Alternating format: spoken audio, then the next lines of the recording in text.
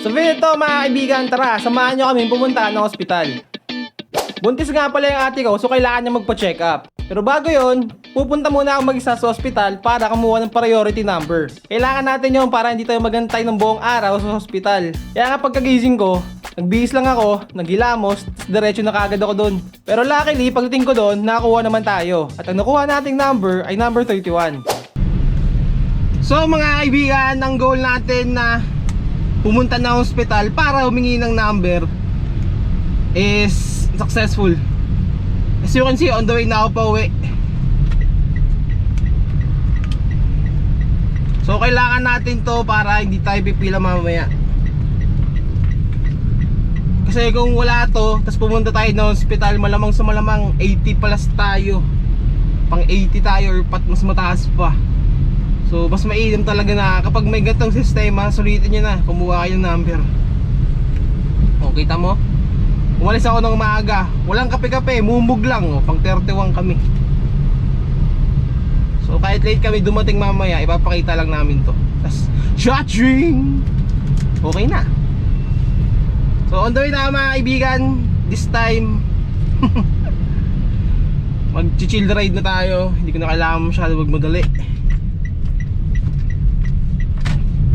Nagpahinga nga lang ako sa bahay ng saglit, tapos dumiretso na kami. Kailangan kasi before mag-8 na andun na kami. Buti na lang kahit maulan ay hindi traffic, kaya umabot kami. So mga kaibigan, nandito na tayo sa hospital. Ayun sila ate, dinrap up ko na. At papark lang tayo sa kabilang pwesto nila. Check up? Apa. Puno yung parking. Ay, may space ata doon, no? Kinuha na ito, dalawa kasi. Ang laki mo, boss! You know, may parking. Oh yeah. Pwede na. Sakto nga lang pala yung dating namin doon. Kasi pagtingin namin ng screen, number 30 na. Kami na yung next. So ang first stop, yung sa records. Hindi ko alam yung gagawin doon eh, kasi hindi ko naman tanong kay ate, pero yeah, that is the first stop. After nun, nagantay kami ng ilang minuto, tapos doon na kami kagad sa nurse. Dito, nagantay kami ng at least 10 minutes bago matapos si ate. Pero, ang nagpatagal sa amin, yung doktor. Halos 2 hours kaming nagantay. Kaya ang ginawa namin ni Astrid, nagpunta muna kami sa playground.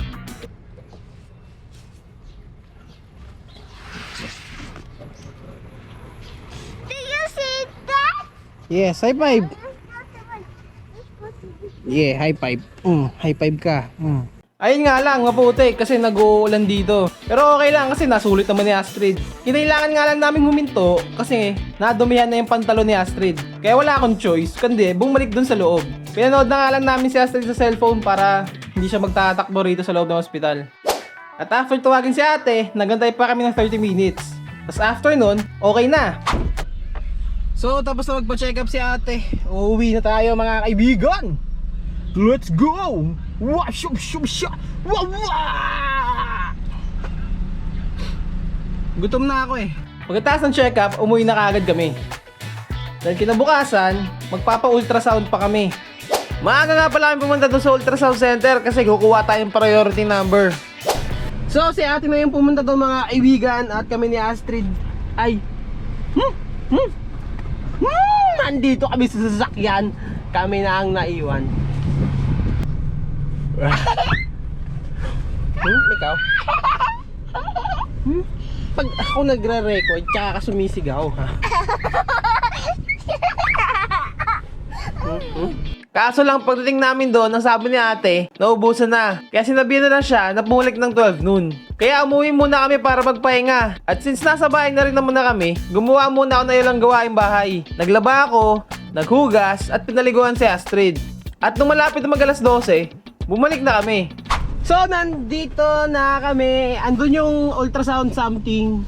Eh, walang parking doon kasi puno. So, andito kami sa tapat ng egg fresh farm.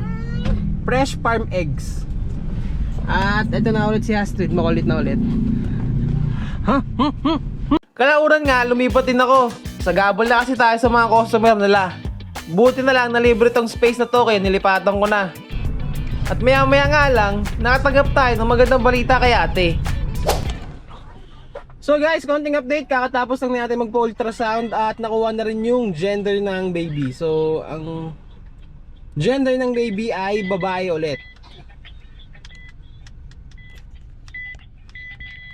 Parang katulad nitong pasaway na to. Nagantay pa kami ng konti kasi ang tagal i-print out ang result. So, pinanood ko muna si Astrid ng movie sa cellphone ko. At nung natapos na lahat, hinatid ko na si ate sa trabaho niya. Kung natapos mo itong vlog na to mga kaibigan, maraming salamat. Huwag mo kalimutan mag-like at mag-subscribe. At mag-comment ka na rin para malaman ko kung nagandahan ka ba o hindi. At kung ano yung mga kailangan kong baguhin sa susunod na vlog. At malay mo, ma-shoutout kita. Muli, ako nga pala si Pop mga kaibigan. Stay safe. Hanggang sa muli. Paalam!